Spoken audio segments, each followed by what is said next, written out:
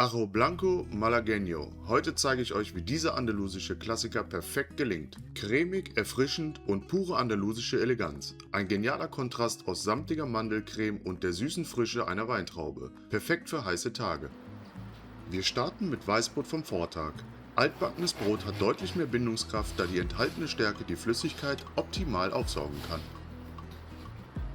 Die Rinde schneiden wir komplett weg. Für ein traditionelles Arroz Blanco wollen wir eine makellos weiße Suppe. Jedes Stück dunkle Rinde würde die Farbe ruinieren. Verwendet wird für die Suppe ausschließlich die reine weiße Krume. Als nächstes schneiden wir knackige, süße grüne Weintrauben. Sie sind der traditionelle fruchtige Gegenspieler zur Schärfe des Knoblauchs.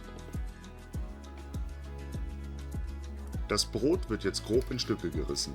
Durch das Reißen vergrößern wir die Oberfläche, sodass das Brot die Flüssigkeit gleichmäßiger und schneller aufnehmen kann.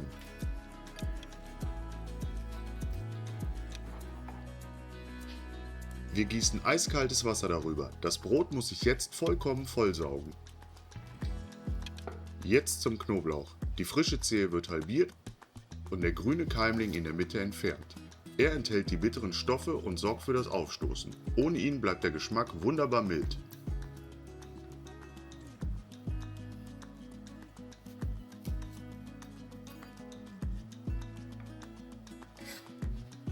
Die Hauptzutat: 200 Gramm rohe blanchierte Mandeln. Sie geben der Suppe ihren unverwechselbaren nussigen Charakter. Das eingeweichte Brot kommt direkt dazu. Ganz wichtig, drückt das Brot nicht aus.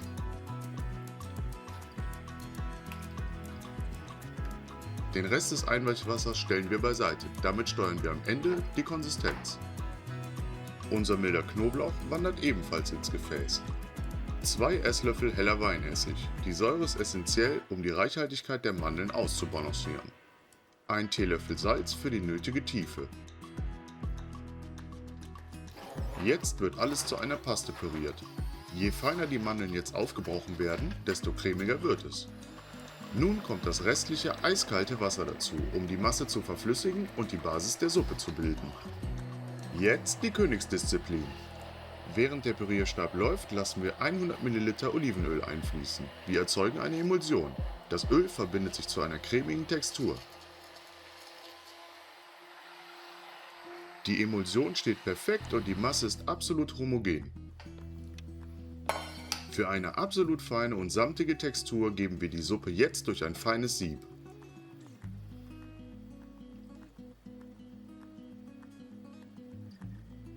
Durch das Passieren halten wir winzige Mandelrückstände zurück, um ein absolut homogenes und feines Mundgefühl zu erreichen.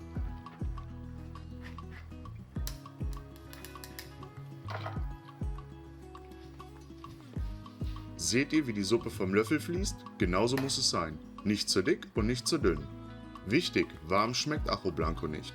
Jetzt für mindestens 2 bis 4 Stunden ab in den Kühlschrank. Gut durchgekühlt und frisch aufgerührt starten wir jetzt ins Finale. 2 Kellen andalusische Lebensfreude. Tipp vom Profi: Wenn ihr die Suppe über Nacht durchziehen lasst, schmeckt sie sogar noch intensiver. Dieses Gericht ist historisch übrigens älter als Gazpacho.